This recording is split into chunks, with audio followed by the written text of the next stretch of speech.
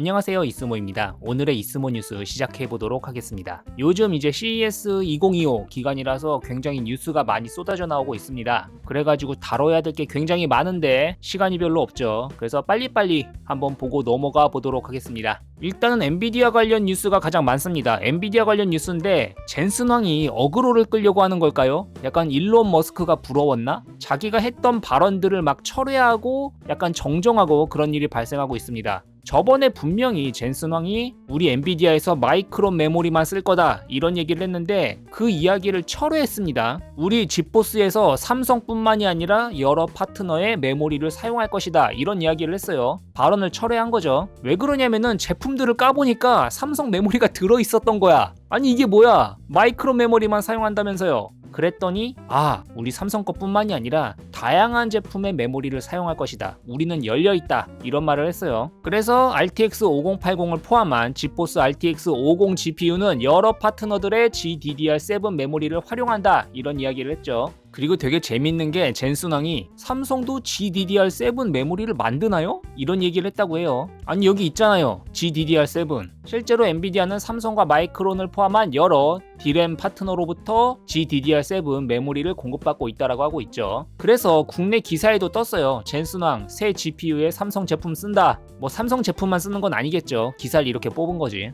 그래서 신제품 RTX 50 시리즈에 마이크론의 그래픽 메모리가 장착된다 라는 발표를 정정하고 삼성전자가 초도 물량을 공급한다라고 밝혔다고 합니다. 그래서 기자들이 왜 마이크론을 선택했나요? 라고 물어보니까 그랬더니 젠슨 황이 삼성전자와 SK 하이닉스는 그래픽 메모리 안 만드는 거 아닌가요? 라고 해서 논란이 일었다고 하죠. 그랬더니 우리 SK 최태원 회장님 황 회장이 그런 디테일까지 다 외우고 있을 순 없습니다. 나도 우리 SK 제품이 어떤 거 쓰는지 잘 몰라요. 이렇게 실드를 쳐주셨습니다. 뭐 젠슨 황에게 잘 보여야 되니까 이러시는 입장은 이해하겠습니다. 또 젠슨 황이 이런 발언도 했죠. 삼성전자 HBM 메모리 테스트 통과를 못하고 있다. 그래서 새로 설계해야 된다. 이런 말을 하면서 하지만 삼성이 성공할 것을 확신한다. 약간 병 주고 약 주고 같죠. 그래서 이거 기사를 어떻게 뽑느냐에 따라서 이야기가 확 달라져요. 약간 빨아주는 측에서는 젠슨 황이 삼성 HBM 메모리 성공 확신한다. 이렇게 기사를 뽑았고 까는 쪽에서는 젠슨 황 삼성 HBM 칩 새로 설계해야 된다. 더 짙어진 먹구름. 이런 식으로 기사를 뽑았죠. 사실 둘 다죠. 너네 수율 안 나오니까 칩 새로 설계해야 돼. 하지만 너네 메모리 잘 만드니까 성공할 수 있을 거야. 이런 말을 하고 있는 거라고 봅니다. 그래서 약간 젠슨 황의 한마디 한마디가 굉장히 크게 언론에서 부각되고 있다. 또한 젠슨 황이 양자컴 관련된 발언도 했죠. 양자 컴퓨터 때문에 엔비디아 약간 위험한 거 아닌가요? 라고 했더니 양자 컴퓨터 그거 완성되려면 20년 걸려. 그래가지고 그것과 관련된 양자 컴퓨터 주식이 폭락하는 그런 일도 있었다고 하죠. 근데 상용화가 어려울 것 같긴 해요. 지금 뭐 제대로 나온 게 없잖아요. 나올 거라는 이야기만 있지. 물론 구글이 양자 컴퓨터 만들어가지고 뭔가 시작하려고 하고 있는 건 있는데 그게 뭔가 약간 유의미한 수준까지 일반인에게 보급될 수준까지 온 건 아니기 때문에 시간이 좀 걸릴 것 같긴 합니다. 20년이 걸릴진 모르겠지만 물론 젠슨 황은 약간 그런 방어적인 논리로 접근해야 되긴 하겠죠. 그래서 양자 컴퓨터 관련 기업 대표는 젠슨 황이 완전히 틀렸다고 반박을 했고 어떤 분들은 객관적인 분석이다 이런 이야기도 했다고 하죠. 사실 누구도 모르는 거죠. 갑자기 특이점이 와가지고 짠 하고 개발이 될 수도 있고 아니면 뭐 진짜 20-30년 걸릴 수도 있는 거고 뭐 일론 머스크 테슬라도 보면은 FSD 풀 셀프 드라이빙 금방 될 것 같이 말했지만 아직도 안 되고 있지 않습니까? 그런 것처럼 뭔가가 나오면은 되게 급속하게 될 수도 있지만 그게 언제 될 거냐 그건 아무도 모른다. 하지만 대비는 해야 된다. 이렇게 생각이 됩니다. 또 젠슨 황 관련된 이야기인데 참 이분 여러가지 이야기를 많이 하셨어요. 엔비디아가 소비자용 CPU 시장에 진출할 수도 있다. 이런 이야기도 했다고 해요. 프로젝트 디지트라고 하고요. 약간 미디어텍이랑 공동 개발해서 ARM 기반 CPU를 만들 거라는 이야기가 있는 것 같아요. $3,000짜리 개인용 AI 슈퍼컴퓨터 요걸 내놨다고 하죠. 우리에게는 분명한 계획이 있다. 그것이 무엇인지는 나중에 말씀드릴 것이다. 되게 간을 많이 보시네. 근데 이 $3,000짜리 개인용 AI 슈퍼컴퓨터는 대중시장을 겨냥한 제품이 아니다라고 하죠. AI 개발자를 위한 맞춤형 리눅스 시스템이라고 합니다. 그렇기 때문에 일반인에게 판매할 그런 제품은 아니라고 하고 하지만 어쨌든 이런 식으로 협력을 하면서 나중에는 무언가 만들 수도 있겠죠. 실제로 퀄컴이 스냅드래곤 X 엘리트 프로세서 만들었지 않습니까? 근데 스냅드래곤 라이벌이 누굽니까? 미디어텍 아닙니까? 미디어텍도 무언가 하고 있다. 윈도우 PC용 무언가를 하고 있을 수 있다. 엔비디아랑 협력해서. 그래서 과연 엔비디아랑 미디어텍이 손을 잡고 새로운 일반 소비자용 CPU도 내놓을 수 있을지 한번 기대해 보도록 하겠습니다. 그 다음에는 지포스 관련 뉴스입니다. RTX 5080에서 4K 해상도로 DLSS4를 켰을 때 게임을 쫙 플레이해 보니까 4K 해상도로 120프레임 이상으로 게임을 쭉 플레이할 수 있었다고 합니다. 그리고 당연히 풀옵이겠죠. 뭐 레이트레이싱 이런 것도 전부 다 켰을 거 아닙니까? 그 상태에서 120프레임 이상을 뽑았다. 뭐 이러니 저러니 말이 많기는 하지만 RTX 50 시리즈 궁금하긴 하죠. 욕은 하지만 궁금한 건 궁금한 거다. 멀티프레임 제네레이션 기능, 뉴럴 렌더링 과연 어떨까? 이거를 실제로 CES 2025 가셔가지고 체험해보신 분들의 말에 따르면 상당히 괜찮게 보인다고 합니다. 그런데 이제 아무래도 이 DLSS4를 키게 되면은 유일한 단점이 지연 시간이 좀 발생한다. 흔히 말하는 인풋 렉 이런 게 있다는 소리죠. 지연 시간이 50.97ms 정도였다라고 합니다. 하지만 프레임 속도는 71%가 향상되었다. 이 정도면은 공정한 거래 아니냐? 이런 이야기도 하고 있고요. 사실 이것도 좀 궁금하긴 해요. 전 지금 4070 쓰고 있는데 5070 나오면 한번 시험 삼아 구매를 해봐야 되나? 이런 생각이 들기도 하고 그렇습니다. 그 다음에도 엔비디아 관련 뉴스인데 RTX 50 시리즈가 데스크탑 제품뿐만이 아니라 모바일 GPU 요것도 공개를 했죠. 그래서 RTX 5080 노트북 GPU예요. 노트북 GPU.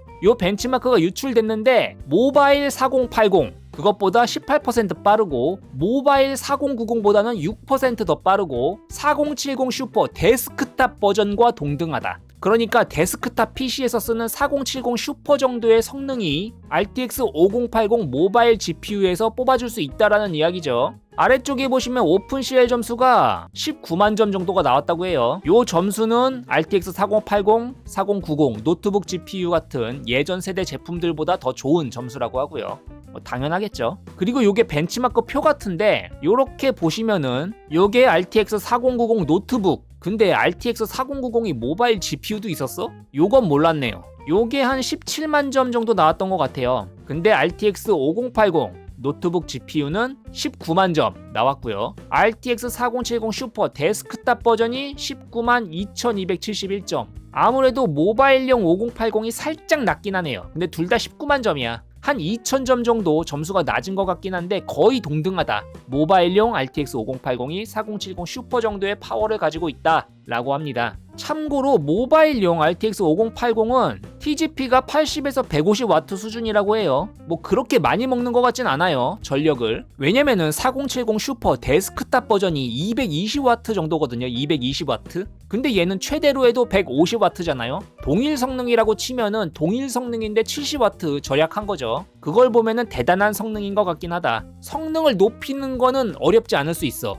근데 전력을 낮추면서 성능을 동등하게 가져간다? 이건 조금 어려운 일이니까 그렇게 보실 수 있을 것 같습니다. 그 다음엔 AMD 관련 소식인데 AMD에 대해 약세로 돌아서다. 우리는 이제 AMD의 AI GPU 로드맵이 경쟁력이 떨어진다고 생각한다 라고 합니다. 이건 뭐 누구나 알고 있었던 거 아닌가? 왜 이제 와서 이런 말을? 언제는 뭐 경쟁력이 있었던 것처럼 말을 하고 있는데 원래부터 경쟁력이 없었죠. 특히나 이번 발표를 보고 더욱더 실망했을 것 같아요. 근데 사실 라데온에게는 그렇게 기대한 적이 없는 것 같긴 해요. 물론 마음 한켠에서는 잘 나와줬으면 좋겠다. 그래서 약간 엔비디아가 긴장했으면 좋겠다. 이런 바람이 있긴 하지만 그런데 한 번도 그런 기대를 충족시켜줬던 적이 없죠. 그래서 실제로 HSBC는 AMD 주가 목표치를 $200에서 $110 정도로 하향 조정했다고 합니다. 45%나 낮췄어요. HSBC 애널리스트는 AMD의 AI GPU 로드맵이 이전에 예상했던 것보다 경쟁력이 낮아서 AI GPU 시장으로 침투가 제한될 것이다. 그래서 AMD의 모멘텀이 감소할 것으로 보고 있다라고 합니다. 이 AMD 라데온은 언제까지 이러고 있을 건지 모르겠어요. 약간 경쟁을 포기한 느낌도 들고요. 그쵸? 하이엔드 그래픽 카드를 안 내놓잖아. 끼케야 9070 XT 그거 내놔가지고 뭐 5070 Ti를 견제하겠다 이러고 있는데 그럼 5080은 5090은 거긴 손 놓겠다는 거잖아요. 그래서 요 AMD GPU의 미래가 좀 어둡다 이렇게 예상하고 있는 것 같습니다. 그 다음에는 이제 도널드 트럼프 관련 뉴스인데 뭐 딴 건 모르겠고 관세 계획 이행 때문에 GPU 가격이 몇 달 동안 엄청나게 치솟을 수도 있다. 이거 어떻게 될지 모르겠어요. 이거 구매하려면 빨리 구매하는 게 좋을 수도 있어요. 왜냐면 실제로 관세 계획이 언제 시작될지 모르겠는데 이제 1월 20일이면은 트럼프가 취임하는데 취임하자마자 바로 이걸 올릴 순 없을 거거든. 조금 텀이 있을 거예요. 그래가지고 요 관세 계획이 시작되기 전에 빨리 구매해두는 게 좋을지도 모르겠다. 아니 이거 미국 얘기고 우리랑은 관계없잖아요 라고 할 수 있는데 원래 세계 경제는 전부 다 연결되어 있다. 그래서 어떻게 될지 모른다. 물론 국내 가격은 안 오를 수도 있어. 근데 오를 수도 있잖아.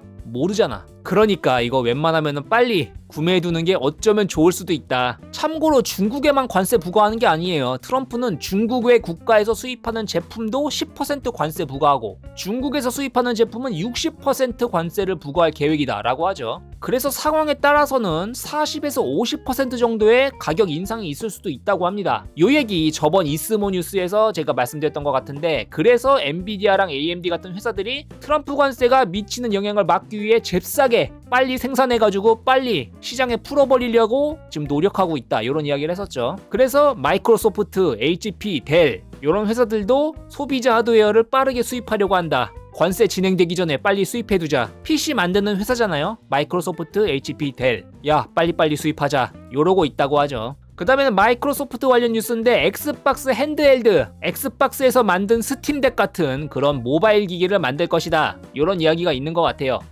2025년에 자세한 정보가 공개될 거라고 하는 것 같습니다. 이 제품 자체는 2025년에 공개가 될 거고 실제 출시는 2026년 후반 요때가 될 수 있을지 모르겠다 이런 이야기를 하고 있는 것 같아요. 사실 뭐 닌텐도 스위치 같은 경우에는 경쟁자라고 하긴 좀 그렇지만 스팀덱, 로갈리, 리전고 이런 기계들이 계속 나오고 거기에 요즘 막 스팀 OS를 탑재한다 이런 이야기가 있잖아요. 그렇기 때문에 엑스박스도 그 시장에 좀 들어가기 위해서 이런 핸드헬드 기기를 만들려는 게 아닌가 이런 생각을 하고 있는 것 같은데 근데 이게 경쟁력이 있을까 조금 의문이 들긴 해요. 왜냐면은 제 생각에 이 엑스박스 핸드헬드를 구매하게 되면은 결국에는 마이크로소프트 스토어, 엑박스 스토어 거기서 구매한 제품들만 게임으로 즐길 수 있는 게 아닐까? 그러면 좀 많이 약하죠. 왜냐면은 스팀덱이나 로갈리, 리전고 이런 제품 같은 경우에는 모든 거를 즐길 수 있잖아요. 스팀 게임도 즐길 수 있고 그냥 일반적인 PC 게임도 즐길 수 있는데 요 엑박 핸드헬드가 나오게 되면은 결국에는 마이크로소프트나 엑박 스토어에서 구매한 제품들만 돌릴 수 있지 않을까? 그렇게 되면 약간 경쟁력이 떨어지지 않을까? 호환성의 문제죠. 호환성의 문제. 물론 요것도 PC 기반이기 때문에 어떻게 해서 돌릴 방법이 있긴 하겠지만 뭔가 약간 엑스박스 모바일 기기만의 특별한 메리트? 이런 게 없지 않으면은 좀 애매할 것 같긴 해요. 약간 엑박 같은 느낌이야. 약간 엑박 같은 느낌. PC로 하면 되잖아. 엑박을 왜 사야 돼? 약간 이런 느낌? 스팀덱이나 로갈리 사면 되잖아. 요 엑박 휴대용 게임기를 왜 사야 되죠? 그거에 대한 답변을 해줄 수 있는 기계로 나와야 된다. 가격이 엄청 싸거나 스팀덱보다 싸다 뭐 이렇게 나오거나 그러면 또 모르겠어요. 물론 독점작으로 가는 방법도 있긴 한데 엑스박스의 방향성을 보면은 독점으로 뭔가를 하려는 그런 느낌은 또 아니거든요. 왜냐면 현재 엑스박스 자체도 보통 이제 PC랑 동시 공개가 많잖아요. 독점을 하려고 했으면 그런 것도 동시 공개를 안 했겠죠. 물론 한 가지 생각해 볼 수 있는 건 게임 패스를 이용하면은 월에 얼마만 내면은 모든 게임을 무료로 할 수 있다. 이렇게 되면 조금 이야기가 달라지긴 하지만 그건 뭐 지금도 가능한 거잖아요. 특별한 건 아니잖아. 뭔가 더욱 특별한 스페셜한 뭔가가 있지 않으면은 엑스박스 휴대용 게임기 잘 될 수 있을까 조금 저는 고개를 갸우뚱하게 되네요. 그 다음에 삼성전자 관련 뉴스입니다. 삼성전자가 2번 접는 폴드폰 트라이폴드폰 요거를 내놓겠다는 이야기가 계속 있었죠. 실제로 요렇게 Z자로 접히는 화웨이 트라이폴드 폰도 있었지 않습니까? 근데 삼성은 그렇게 하지 않고 두 쪽 다 안쪽으로 접히는 인폴딩 방식의 트라이폴드 스마트폰을 내놓겠다 이런 이야기를 하고 있는 것 같아요. 이 제품은 아마도 올해 하반기쯤에 공개가 되지 않을까 이런 식으로 예측을 하고 있는 것 같습니다. 근데 이 방식이 장단점이 또 있어요. 이렇게 안쪽으로 접히면 안전하겠죠. 그리고 삼성이 잘 하던 방식이죠. 근데 이렇게 하면은 접었을 때 또 외부에도 액정 화면을 만들어야 되는 그런 문제가 있다. 두 번 다 접어버리면은 화면이 안 보이잖아. 그럼 이쪽 반대편에도 또 액정을 달아야 되죠. 이렇게 삼성 Z 폴드처럼 안쪽에도 액정 있고 바깥에도 액정 있고 액정을 2개 만들어야 돼. 디스플레이를. 그렇게 되면은 두께도 두꺼워지고 약간 디스플레이를 약간 낭비하는 느낌이 들 수 있죠. 요런 화웨이 트라이폴드 폰 같은 경우에는 하나는 바깥쪽으로 하나는 안쪽으로 접어서 얘는 화면이 하나잖아요. 화면 하나로 이렇게 접어가지고 얘를 외부 액정으로 쓴다. 근데 요렇게 되면은 외부 액정을 또 따로 달아야 된다. 이런 문제가 있다. 대신 얘는 충격이나 이런 거에 안전하다. 대신 얘는 특히나 요 바깥쪽으로 접히는 부분, 요쪽이 충격에도 취약하고 특히나 요 부분이 울어. 바깥쪽으로 이렇게 땡기듯이 접히다 보니까 이걸 계속하면은 요 바깥쪽 액정이 들뜨는 문제, 요게 약간 심각하게 발생할 우려가 있다. 그래가지고 요 두 가지 방식 다 장단점이 확실해요. 그래가지고 삼성이 이런 롤러블 올레드, 예전에 LG도 했었죠. 상소문 폰, 그런 거를 이제 양산한다고 하죠. 근데 재밌게도 레노버 노트북에 탑재가 됐다고 합니다. 삼성 디스플레이가 만든 거예요. 근데 이 올레드가 레노버 노트북에 탑재가 되었다. 이게 이제 CES에서 공개가 됐죠. 화면이 이런 식으로 쑥 하고 이렇게 확장이 되는 모습이 보여지죠. 이게 스마트폰에도 탑재가 되면은 좋을 수도 있겠죠. 근데 이 화면이 늘어났다 줄어들었다 하는 이것도 돌돌돌돌 말린 디스플레이가 펼쳐졌다 줄어들었다 하는 게 약간 모터? 기어가 맞물리면서 이게 열렸다 닫혔다 하는데 그 속도가 조금 답답할 수 있을 것 같아요. 그리고 이런 방식도 역시 약간 내구성이나 이런 거에 문제가 없을 거라는 보장은 없겠죠.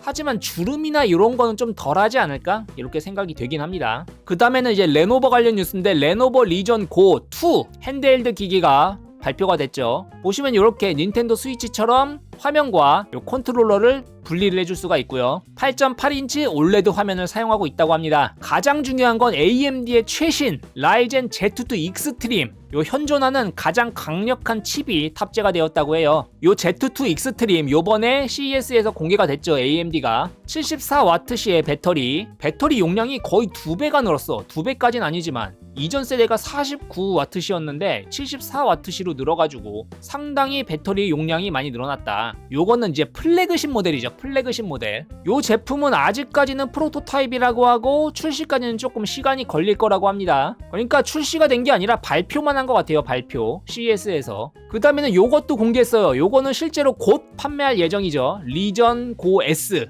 요거는 약간 저가형 제품이고 컨트롤러가 분리가 되지 않는 일체형 게임기입니다. 칩셋은 Z2 고 혹은 Z1 익스트림을 탑재했다고 해요. 요건 아마 곧 만나볼 수 있지 않을까 이렇게 생각이 됩니다. 참고로 요 리전 고 S 제품 같은 경우에는 일반 모델이랑 스팀OS가 탑재된 모델 요 두 가지로 나올 거라는 이야기가 있더라고요. 이제 스팀OS가 다양한 제품에서 사용할 수 있을 것 같아요. 근데 스팀OS가 있으면 좋은가? 좋은 분들도 있을 것 같긴 한데 저 같은 경우에는 그냥 윈도우가 깔려있는 게 좋을 것 같긴 한데 저같이 약간 이것저것 만지고 싶은 사람 입장에서는 그게 더 편하니까 스팀OS만 쓰는 게 아니라 약간 유플레이도 깔고 오리진도 깔고 GOG도 깔고 배틀넷도 깔고 다 깔아서 쓰고 싶으니까. 그 다음에 샤오미 관련 뉴스입니다. 포코 X7, X7 프로가 공개가 됐죠. 실제로 제가 어저께 포코 X7 리뷰 영상을 올렸습니다. 그거 혹시 아직 안 보신 분들은 한번 봐주시면 좋겠습니다. 포코 X7 프로 같은 경우에는 레드미 터보 4를 기반으로 디멘시티 8400 울트라 칩셋을 탑재했고 요 포코 X7 프로 관련해서는 저도 영상을 만들었던 적이 있죠. 그래서 뭐 깊게 말씀드리진 않을게요. 그리고 포코 X7 프로에는 안드로이드 15 기반의 하이퍼OS2가 탑재가 되었습니다.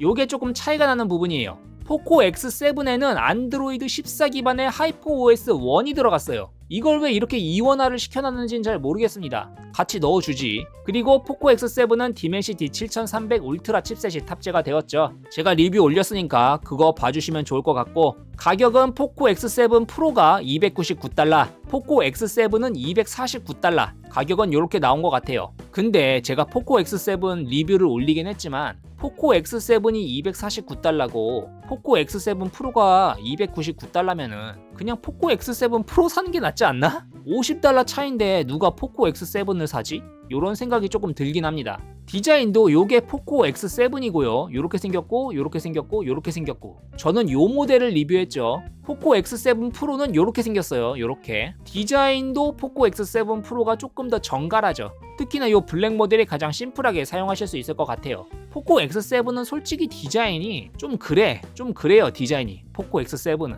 제가 리뷰를 하긴 했지만 특히나 요 모델 같은 경우에는 뒷판이 약간 레더 처리가 되어 있거든요. 레더 처리 가죽 질감으로 이렇게 느껴지는데 빌드 퀄리티 자체는 괜찮지만 예쁘다고 하기에는 조금 그렇다? 이렇게 생각이 돼요. 그래서 요 정도 가격 차이라면 다들 X7 프로 구매하지 않을까 이렇게 생각이 됩니다. 얘가 한 $199? 그건 좀 그런가? $219 요 정도라면 모르겠는데 $50 차이면은 조금 애매하긴 합니다. 이에 더불어서 샤오미가 한국 지사를 설립한다고 해요. 요번에는 진짜 본격적으로 들어오려고 하고 있는 것 같아요. 1월 15일 날 기자 간담회까지 개최하면서 정식으로 오픈할 거라고 해요. 지금까지는 약간 슬쩍슬쩍 간만 보는 느낌이었는데 요번에는 진심인 것 같아요. 스마트폰만 가져오는 게 아니라 웨어러블, TV, 로봇 청소기, 보조 배터리까지 다양한 제품을 들고 들어오려는 것 같습니다. 스마트폰 같은 경우에는 샤오미 14T 그리고 가성비 모델인 레드미 노트 14 이렇게 가져올 거라고 해요. 그래서 요 샤오미 코리아가 요번에는 정말로 좀 공격적으로 들어올 생각인지 아닌지 그것도 조금 지켜보고 싶습니다. 보시면은 샤오미가 중국에서는 약간 뭐 자동차도 만들고 있고 이거 다들 아시죠? 얘네가 별거 다 만들어요. 뭐 냉장고, 세탁기, 에어컨 별걸 다 만들거든요. 진짜 중국의 삼성이야 삼성. 한국 홈페이지는 이렇게 되어 있고 지금 카운트다운 하고 있죠. 오늘이 1월 10일이니까 이제 5일 남았다. 5일 남았다고 이렇게 카운트다운을 하고 있고요. 제품을 보면은 레드미 시리즈, 포코 시리즈, 웨어러블의 스마트 밴드 그리고 스마트 홈의 공기청정기랑 보안 카메라 이런 거를 이제 가져올 생각인 것 같아요. 출시 이벤트도 해가지고 뭐 추첨 이벤트도 한다고 하고 뭐 스타벅스 커피 쿠폰 준다고 하고 하니까 뭐 관심 있으신 분들은 한번 방문해 보시는 것도 괜찮을 것 같습니다. 근데 얘네가 이제 한국에 들어오게 되면 우리가 이제 걱정하고 있는 게 있죠. 가격이 어떻게 나올 것이냐. 그거에 모든 게 달려 있다고 봅니다. 가격은 좀 비싸질 수밖에 없겠죠. 정식 수입하는 비용, 인증받는 비용, 뭐 서비스 센터 구축하는 비용 이런 게 드니까 당연히 가격은 올라갈 수밖에 없을 것 같은데 그렇게 되면 이제 가격적 메리트가 있느냐 이게 가장 큰 문제죠. 왜냐면은 저처럼 이제 해외 직구를 즐겨하는 사람은 내가 스스로 해결하겠다. 문제 생기면은 운이 없었지. 뭐 한글화가 안 되고 이런 거 내가 스스로 어떻게 뭐 반글화를 하던 어떻게든 해서 뚝딱뚝딱 만지겠다. 근데 일반인 기준으로 생각하면 일반인들은 그런 걸 잘 안 하겠죠. 근데 가격이 올라간다? 그럼 메리트가 있을까? 직구하는 유저 입장에서도 메리트가 없고 일반 유저 입장에서도 가격이 올라가면은 뭐하러 샤오미를 사지? 이렇게 될 수도 있고 그렇기 때문에 가장 중요한 게 가격 설정인 것 같아요. 요 가격이 어떻게 나올지에 모든 게 달려 있다고 봅니다. 하지만 전 응원합니다. 견제를 좀 해야 돼. 특히 삼성은. 왜냐면은 국내 스마트폰이 지금 삼성밖에 없다 보니까 지금 무주공산이야. 물론 뭐 샤오미가 들어온다고 해서 사람들이 샤오미를 막 많이 살 것 같진 않아요. 그치만 경쟁자가 있는 것과 없는 것과는 이야기가 많이 달라지기 때문에 좀 샤오미가 공격적으로 나와가지고 어느 정도 견제를 해주는 역할을 해줬으면 하는 그런 바람이 있습니다. 예, 오늘은 좀 이야기가 길어졌는데요. CES 때문에 할 이야기가 조금 많아졌던 것 같습니다. 오늘의 이스모 뉴스 여기까지였습니다. 오늘이 벌써 금요일이네요. 한 주가 다 지나갔는데 요즘 날씨가 많이 춥습니다. 옷 따뜻하게 챙겨 입으시고 오늘도 행복한 하루 되셨으면 좋겠고 즐거운 금요일, 불금, 행복한 주말 되시기 바라겠습니다. 이번 영상 여기까지였고요. 도움이 되셨으면 유튜브 구독, 좋아요 눌러주시면 감사하겠습니다.